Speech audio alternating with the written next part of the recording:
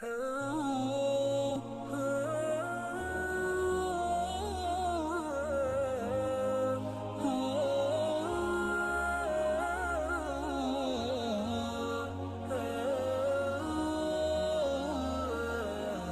کسی جوان بیٹے کا باپ ہو، کسی مرد کا باپ ہو، وہ اللہ کا رسول نہیں ہو سکتا؟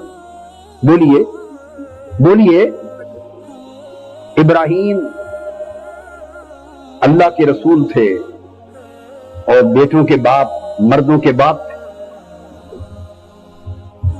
حضرت اسحاق اللہ کے پیغمبر ہیں، حضرت یعقوب کے باپ۔ حضرت یعقوب اللہ کے پیغمبر ہیں، حضرت یوسف کے باپ۔ حضرت داؤد، حضرت سلیمان، آپ دیکھتے چلے آئے، پیغمبروں کے بیٹے بھی ہوئے اور پیغمبر بنے۔ اور بنی اسرائیل میں باپ کے بعد بیٹا، پھر بیٹا، پھر بیٹا، نسلیں پیغمبروں کی ہوئی۔ تو جب پیغمبروں کے بیٹے ہوئے اور بیٹے بھی پیغمبر ہوئے، تو اس چیز کے ہو جانے کے بعد کیوں فرمایا کہ محمد تم میں سے کسی جوان مرد کے باپ نہیں، بلکہ وہ تو اللہ کے رسول ہیں؟ تو رسول ہونا تو کسی مرد کے باپ ہونے میں رکاوٹ نہیں بنتا، اور کسی مرد کا باپ ہونا رسول ہونے میں بھی رکاوٹ نہیں بنتا۔ تو پھر یہ بات کیوں کہی؟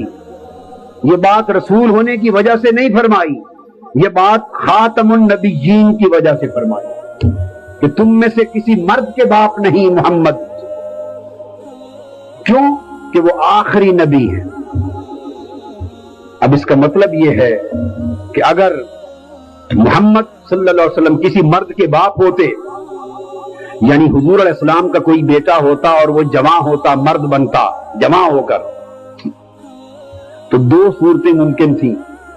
ایک یہ کہ وہ بیٹا بھی نبی ہوتا، بیٹا جواں ہوتا، مرد بنتا تو بیٹا بھی بولیے نبی ہوتا، یا دوسری صورت یہ تھی کہ بیٹا نبی نہ بنتا۔ دو ہی امکان تھے نا۔ اگر حضور علیہ السلام کا بیٹا ہوتا، وہ جواں ہو کر مرد بنتا اور نبی بنتا، وہ بھی نبی ہوتا، تو پھر کیا ہوتا؟ مصطفیٰ خاتم النبیین نہ رہتے۔ بیٹا بھی جواں ہو کر نبی بنتا تو سلسلہ نبوت مصطفیٰ پہ ختم نہ ہوتا، ختم نبوت ختم ہو جاتی، مصطفیٰ آخری نبی نہ ہوتے۔ یہ خدا کے فیصلے کے خلاف تھا۔ فیصلہ یہ تھا کہ مصطفیٰ آپ پر سلسلہ نبوت و رسالت ختم کر دیا گیا، اب آپ کے بعد کوئی نبی نہیں ہو سکتا۔ اس لیے بیٹا جواں ہو کر نبی نہیں بن سکتا تھا، اور اگر نبی جواں ہوتا، مرد بنتا اور نبی نہ ہوتا تو دوسرے نبیوں کی امتیں تانا دیتی کہ ہمارے پیغمبر کا تو بیٹا بھی نبی تھا، ہمارے پیغمبر کا تو پوتا بھی نبی تھا، ہمارے پیغمبر کا تو پڑپوتا بھی نبی تھا، ہمارے پیغمبر کی پوری نسل میں نبوت تھی، اور مسلمانوں تمہارے پیغمبر کا تو بیٹا بھی ہوا اور اسے نبوت نہ ملی۔ تو باقی کئی انبیاء کے مقابلے میں ایک طرح کی فضیلت میں کمی آ جاتی،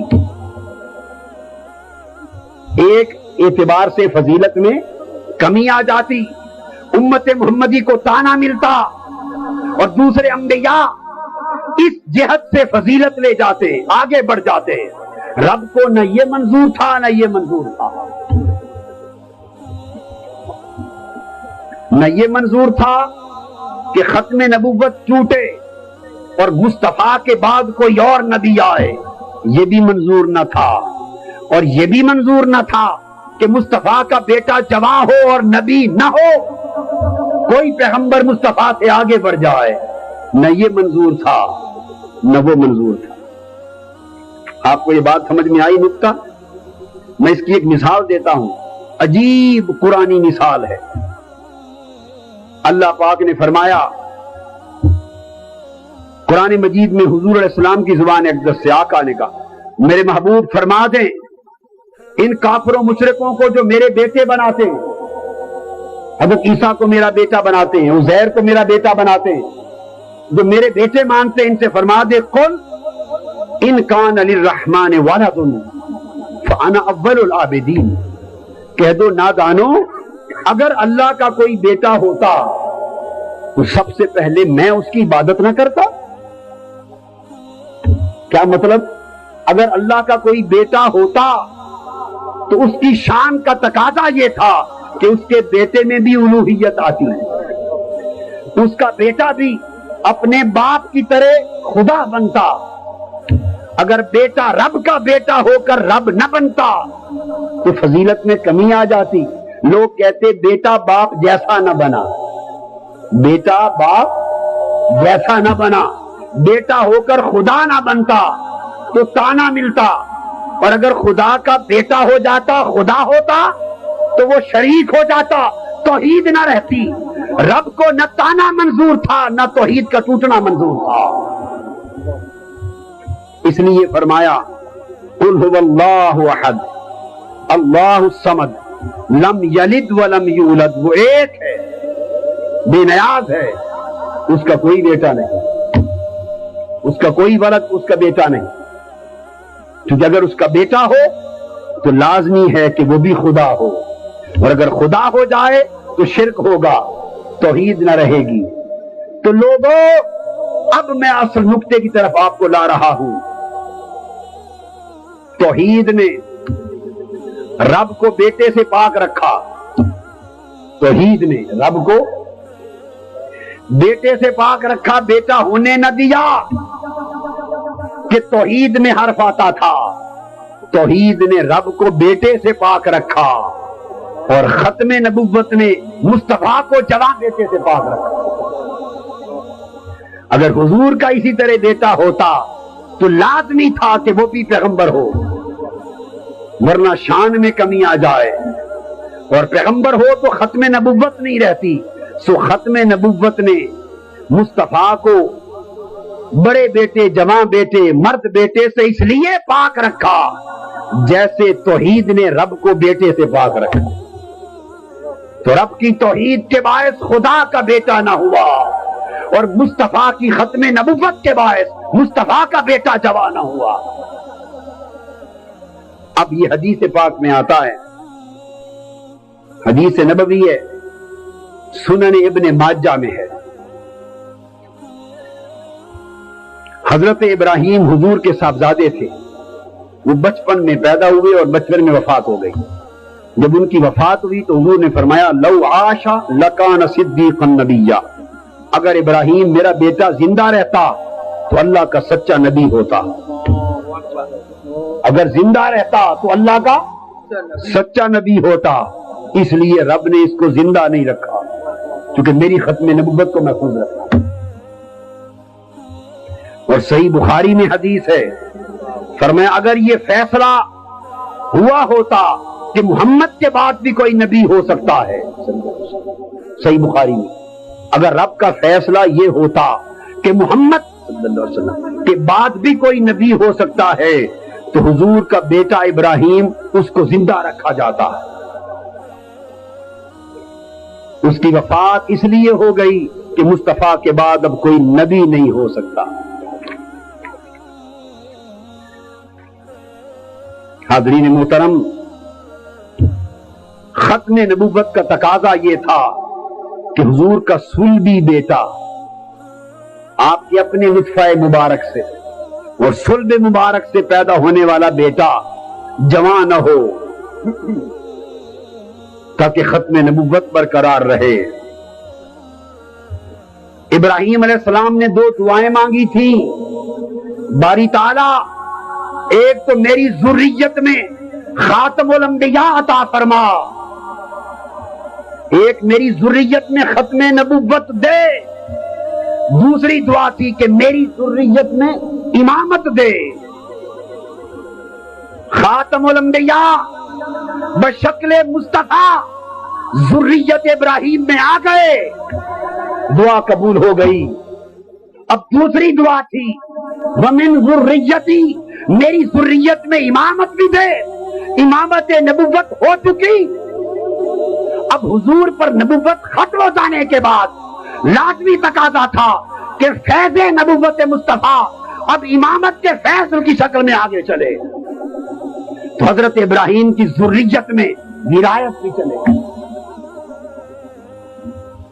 حضور کا اپنا صلبی بیٹا تو ہوا نہیں، صلبی بیٹا تو ہوا نہیں. سو اب نبوت مصطفیٰ کا فیض اور امامت ولایت کا فیض حضور کی بعثت کے بعد ضروری تھا کہ اب وہ ایسی جگہ سے چلے، ایسے فرد سے چلے جو حضور کا صلبی بیٹا بھی نہ ہو مگر بیٹا بھی مصطفیٰ کا ہو، جو صلب کا بیٹا بھی نہ ہو وہ بھی مصطفیٰ کی نسل، وہ بھی مصطفیٰ کی نسل، وہ بھی مصطفیٰ کا بیٹا، نبی ہو اور ہو بھی. اس کے لیے ضروری ہوا ایک ایسا جوڑا منتخب کیا جائے جو حضور ان کے مصدر ہوں اور وہ حضور کے مظہر ہوں. حکم ہوا، حضرت عبداللہ ابن مسعود روایت کرتے کہ حضور علیہ السلام نے فرمایا ان اللہ امرنی ان ازوج فاطمہ من علی،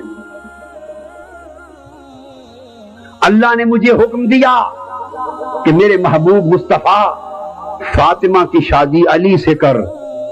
اس امر کا فیصلہ آسمان پہ ہو چکا ہے. حضرت علی کو منتخب کیا چونکہ حضرت علی سے نسل مصطفیٰ کو چلانا ہے اور حضرت علی سے ولایت مصطفیٰ کے سلسلے کو قائم کرنا ہے اور حضرت علی کو تکمیل دعائے ابراہیم کا ذریعہ بنانا ہے. اس لیے ان کو تاجدار کائنات کے ساتھ نسبت کیا عطا کی، تاجدار کائنات کے ساتھ مماثلت کیا عطا کی، تاجدار کائنات کے ساتھ مشابہت کیا عطا کی، تاجدار کائنات کے ساتھ تعلق کیا جوڑا. مسند احمد میں ہے، زید بن ارقم روایت کرتے. اب توجہ سے بات کو سنیے. آقا علیہ السلام نے فرمایا اس مسجد نبوی میں کھلنے والے میں نے ہر گھر کا دروازہ کھلنے والا بند کر دیا سوائے علی کے گھر کے دروازے کے.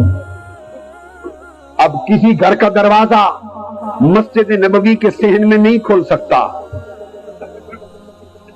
سارے دروازے بند کر دیے مگر باب علی کو بند نہ کیا. آقا علیہ السلام نے فرمایا انی امرت بسد حاضر ابواب غیر باب علی، علی کے دروازے کی سوا ہر باب بند کرنے کا حکم آیا ہے. اور فرمایا سنو میں فیصلہ اپنے پاس سے نہیں کرتا، مجھے جو حکم اوپر سے آیا ہے وہی فیصلہ کرتا. وجہ کیا؟ وجہ یہ کہ جب کوئی گھر سے نکلے گا، غسل کے لیے اس زمانے میں چھوٹے گھر ہوتے تھے اور غسل کی حاجت ہوگی، جسم غسل والا ہوگا، غسل واجب ہوگا اس پر میاں بیوی کے ملاپ کے بعد. اگر غسل واجب کی حالت میں، جنب ہونے کی حالت میں وہ اپنے گھر سے نکلے گا نہانے کے لیے اور دروازہ اس کا مسجد نبوی کے صحن میں ہو اور گھر نہا نہ سکے، باہر جا کے نہانا ہو، تو پھر اس جسم سے مسجد نبوی میں قدم کوئی نہیں رکھ سکتا. فرمایا اس لیے میں نے سارے دروازے بند کر دیے. علی تیرا دروازہ کھلا ہے، چونکہ حکم یہ ہے کہ مسجد نبوی میں اگر غسل واجب ہو اس جسم کے ساتھ دو فرد قدم رکھ سکتے ہیں، ایک مصطفیٰ رکھ سکتا ہے، ایک علی مرتضیٰ. لا يحل لأحد ان يجنب في هذا المسجد غیری وغیرک، اس مسجد میں واجب غسل کی حالت میں مصطفیٰ اور علی مرتضیٰ کے سوا کوئی قدم نہیں رکھ سکتا. اب دیکھتے چلے آئیے کہ حضرت علی کو حضور کے جسم اطہر اور روح اقدس آپ کے ساتھ ظاہری اور باطنی کیا تعلق قائم کیا ہے. ارشاد فرمایا صحیح مسلم میں حدیث، ترمذی میں، نسائی میں، ابن ماجہ میں، آقا نے فرمایا والذی فلق الحبۃ وبرأ النسمۃ انہ لاحد النبی الامی الی اللہ یحبنی الا مؤمن ولا یبغضنی الا منافق. حضرت علی نے فرمایا مجھے تاجدار کائنات نے قسم کھائی، فرمایا علی مجھے اس رب کی قسم جس نے مخلوق کو پیدا کیا کہ تجھے سوائے مومن کے تجھ سے کوئی محبت نہیں کر سکتا اور سوائے منافق کے تجھ سے کوئی بغض نہیں رکھ سکتا. حضرت ام سلمہ روایت کرتی ہیں جنگ والوں میرے آج کے خطاب کا مقصد یہ ہے کہ یہاں شیعہ سنی کی جنگ آج شام کے بعد بند ہو جائے، قتل و غارت گری بند ہو جائے، نفرتیں کدورتیں دفن ہو جائیں اور آج کی رات ہر طرف محبت کے چراغ جلنے لگے. حقیقت ایمان کو سمجھ لو. حضرت ام سلمہ فرماتی ہیں لا یحب علی منافق ولا یبغضہ مؤمن. حضور کی زوجہ مطہرہ حضرت ام سلمہ فرماتی ہیں کہ کوئی منافق علی سے محبت نہیں کر سکتا اور کوئی مومن علی کا بغض نہیں رکھ سکتا. اور ابو سعید خدری فرماتے ترمذی شریف میرے شیعہ بھائی آج غور سے سن لیں کہ میں جتنی احادیث روایت کر رہا ہوں یہ صحاح ستہ اور دیگر کتب حدیث جو اہل سنت کی ہیں. ترمذی شریف میں حضرت ابو سعید خدری روایت کرتے ہیں صحابی قال کنا نعرف المنافقین ببغضهم علیہ. فرماتے ہم اپنے دور میں اگر کسی منافق کی پہچان کرنی ہوتی تو منافق کی پہچان حضرت علی کے بغض سے کر لیتے. جس کے دل میں علی شیر خدا کا بغض ہوتا صحابہ کرام کو پہچان تھی کہ وہ منافق ہے. کیوں کہ فیض ولایت مصطفیٰ علی شیر خدا پہ چلنا ہے. آگے آئیے صحیح بخاری کی حدیث، صحیح مسلم کی حدیث.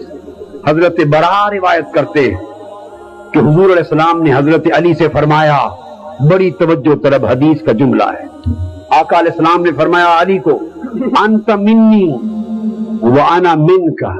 اے علی اعلان کر دے اور دنیا والوں جان لو کہ علی مجھ سے ہے اور میں علی سے ہوں. آپ نے تو وہ حدیث سنی تھی نا حسین منی وانا من حسین، کہ حسین مجھ سے ہے اور میں حسین سے ہوں. مگر آج میں نے آپ کو صحیح بخاری اور صحیح مسلم کی حدیث سنا دی. حضرت علی سے کہا انت منی وانا منکا، علی تم مجھ سے ہو اور میں تم سے ہوں. مجھ سے ہو کا مطلب کیا؟ علی تمہارا مصدر میں ہوں اور میرا مظہر تم ہو. تمہارا صدور مجھ سے ہے اور میرا ظہور تجھ سے ہے. اس کے بعد ارشاد ہوتا ہے، طبرانی روایت کرتے ہیں امام طبرانی اور حاکم مستدرک میں حضرت عبداللہ ابن عباس سے وہ حدیث ایک ٹکڑا آپ نے بڑا سن رکھا ہے، مگر آج میں اس روایت سے ابن عباس کی روایت سے مکمل متن سنا رہا ہوں، وہ حصہ کم سنا ہوگا. آقا علیہ السلام نے فرمایا انا مدینۃ العلم وعلی بابها، ایک ٹکڑا. فرمایا میں علم کا شہر ہوں اور علی اس کا دروازہ ہے. یہ حدیث تو سن رکھی ہے نا. اب اگلا سنیے. آقا نے فرمایا علی بابها، میرے علم کے شہر کا دروازہ علی ہے. من اراد العلم فلیأت الباب، جس کو مصطفیٰ کا علم چاہیے وہ علی کے دروازے سے آئے. میں جس کو میرا علم چاہیے وہ علی کے دروازے سے آئے. علی کا دروازہ چھوڑ کر کوئی علم مصطفیٰ کی تحریر کو نہیں پا سکتا.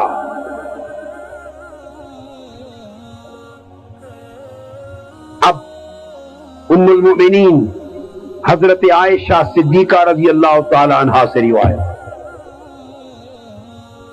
دیلمی روایت کرتے ہیں حضرت عائشہ صدیقہ رضی اللہ تعالی عنہا سے، اور یہ روایت معلوم ہے کیا ہے؟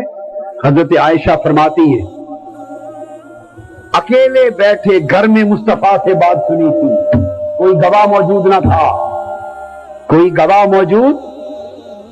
میرے شیعہ بھائیوں، حقیقت یہ ہے کہ ازواج مطہرات اور ائمہ اطہار میں کوئی فرق نہ تھا، یہ فرق ڈال دیا گیا۔ صحابہ کرام اور اہل بیت اطہار میں کوئی فرق نہ تھا، یہ فرق ڈال دیا گیا۔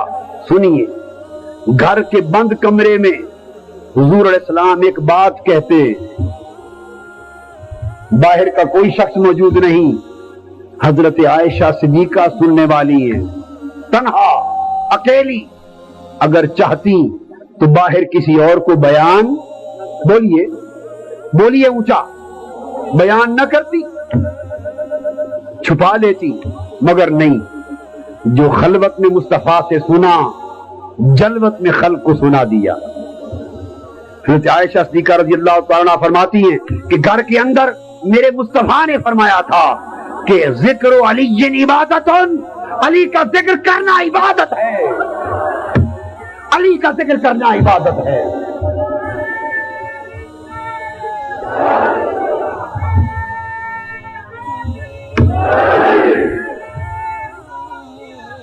سنیں، علی کا ذکر عبادت ہے۔ اللہ کی عزت کی قسم، اگر ساری رات حب علی میں کسی کی علی علی کرتے گزر گئی، خدا کے حضور وہ عبادت خدا میں شمار ہوگا، کیونکہ علی کا ذکر عبادت ہے۔ اور امام طبرانی اور امام حاکم روایت کرتے ہیں حضرت عبداللہ ابن مسعود سے بھی، یہ بھی روایت ہے، مگر میں ابن عبد البر کی روایت سے سیدنا صدیق اکبر سے روایت کوٹ کر رہا ہوں۔ عبداللہ ابن مسعود کی بھی ہے، مگر میں روایت دے رہا ہوں ابن عبد البر کی روایت، کس کی؟ سیدنا صدیق اکبر رضی اللہ تعالی عنہ کی۔ حضرت عائشہ فرماتی ہیں، کہ کان ابو بکر یکثر النظر الی وجہ علی، کہ میں دیکھتی تھی کہ میرے ابا یعنی حضرت ابو بکر بڑی کثرت کے ساتھ حضرت علی کے چہرے کو ٹکٹکی باندھ کے دیکھتے رہتے تھے۔ میں دیکھتی تھی کہ میرے ابا حضرت ابو بکر حضرت علی کے چہرے کو بڑا تکتے تھے۔ میں نے ایک دن پوچھا، ابا جان آپ حضرت علی کے چہرے کو بہت تکتے رہتے ہیں، کیا وجہ ہے؟ تو میرے والد گرامی سیدنا صدیق اکبر نے فرمایا کہ بیٹی عائشہ، اس لیے تکتا ہوں کہ اس رب کی عزت کی قسم جس کے قبضہ قدرت میں میری جان ہے، سمعت رسول اللہ یقول النظر الی وجہ علی عبادت، عائشہ خدا کی قسم میں نے مصطفیٰ سے سنا کہ علی کے چہرے کو دیکھنا عبادت ہے۔ حضرت عائشہ صدیقہ فرماتی ہیں حضرت علی کا ذکر کرنا عبادت ہے۔ پھر ابو بکر کو ماننے والوں، تم علی کے ماننے والوں سے دور کیوں ہو گئے؟ اور علی کو ماننے والوں ابو بکر کے ماننے والوں سے دور کیوں ہو گئے؟ یہ تو وہ ابو بکر ہیں رضی اللہ تعالیٰ عنہ جو علی کے چہرے کو تکنا عبادت سمجھتے ہیں، اور یہ وہ عائشہ صدیقہ ہیں جو علی کا ذکر کرنا عبادت سمجھتی ہیں۔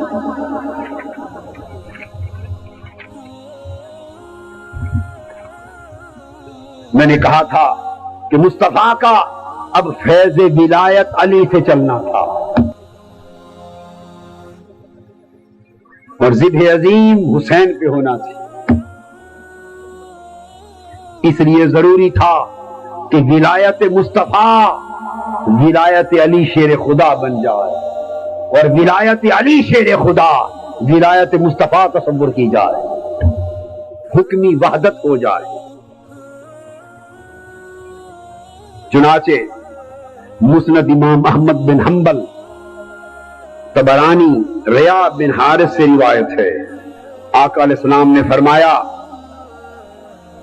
یوم غدیر خم کے موقع پر حضرت علی کا ہاتھ پکڑ لیا اور پکڑ کے اس طرح بلند کیا، فرمایا من کنت مولا ہو فہذا علی مولا ہو، جس کا میں مولا ہوں اس کا یہ علی مولا ہے، جس کا میں مولا ہوں اس کا یہ علی مولا، من کنت مولا ہو فعلی مولا ہو، جس کا میں مولا ہوں اس کا علی مولا ہے۔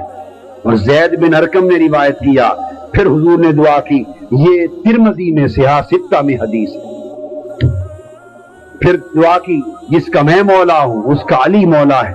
پھر آقا نے ہاتھ اٹھا دیے، عرض کیا باری تعالی اللہم وال من والہ وآت من آتاہ وانصر من نصرہ وعن من عانہ، میرے اللہ جو علی کو ولی جانے تو اس کا ولی بن جا، جو علی کو ولی جانے تو اس کا ولی بن جا، یعنی جو علی سے دوستی کرے تو اس کا دوست بن جا، جو علی سے دشمنی کرے تو اس کا دشمن بن جا، جو علی کی مدد کرے تو اس کی مدد کر، جو علی کے ساتھ ہو تو اس کے ساتھ ہو جا۔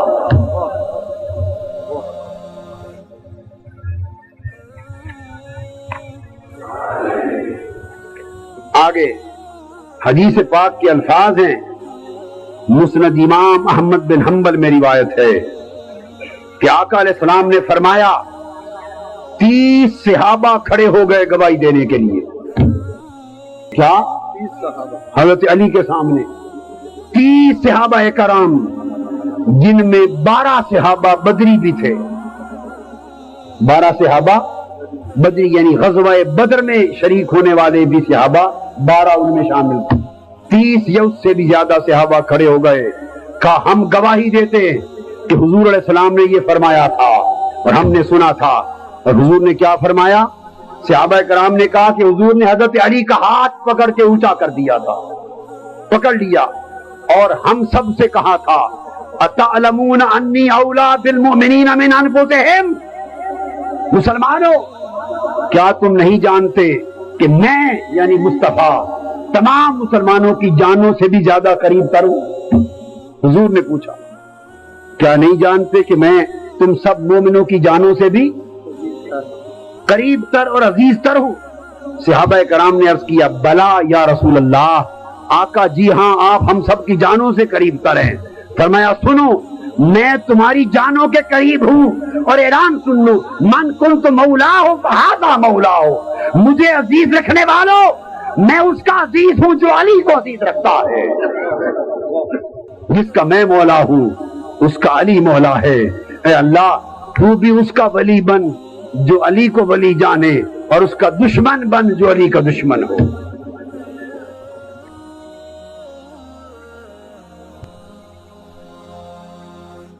یہ حدیث مسند ابو یعلا میں بھی روایت ہوئی، مسند بزار میں روایت ہوئی، معجم طبرانی میں روایت ہوئی، اس کو حضرت ابو ہریرہ نے روایت کیا، اس حدیث کو حضرت عبداللہ ابن عمر سیدنا فاروق اعظم کے صاحبزادے نے روایت کیا، اس حدیث کو حضرت مالک بن حویرث نے روایت کیا، اس حدیث کو حضرت حبشی بن جناتہ نے روایت کیا، اس حدیث کو اور بہت سے صحابہ ان میں حمید بن عمارہ نے روایت کیا، اس حدیث کو حضرت عبداللہ ابن عباس نے روایت کیا، حضرت امیرہ بنت سعد نے روایت کیا، حضرت ابو سعید خدری نے روایت کیا، حضرت انس بن مالک نے روایت کیا، حضرت عمیر بن سعد نے روایت کیا، حضرت ابو سعید نے روایت کیا، عبداللہ ابن مسعود نے روایت کیا، حضرت بریدہ نے روایت کیا، حضرت زید بن ارقم نے روایت کیا، اور یہ سارے صحابہ اکٹھے روایت کر کے ایک زبان سے کہنے لگے ہم سب گواہ ہیں،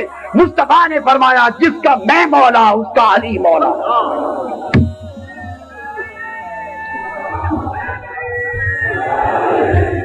اور مصطفیٰ کس کے مولا؟ مصطفیٰ ساری کائنات کے مولا، مصطفیٰ مولا کائنات ہے، علی حضور کے صدقے سے حضور کے فیض سے مولا کائنات ہے۔ جو شخص ولایت علی کا منکر ہے وہ نبوت مصطفیٰ کا منکر ہے۔ آئیے جسے انکار ہو میرے سامنے آئے، جسے انکار ہو میرے سامنے آئے. جو ولایت علی کا منکر ہے وہ نبوت مصطفیٰ کا منکر ہے. جو فیض علی کا منکر ہے وہ فیض مصطفیٰ کا منکر ہے. جو نسبت علی کا منکر ہے وہ نسبت مصطفیٰ کا منکر ہے. جو قربت علی کا باغی ہے وہ قربت مصطفیٰ کا باغی ہے. جو حب علی کا باغی ہے وہ حب مصطفیٰ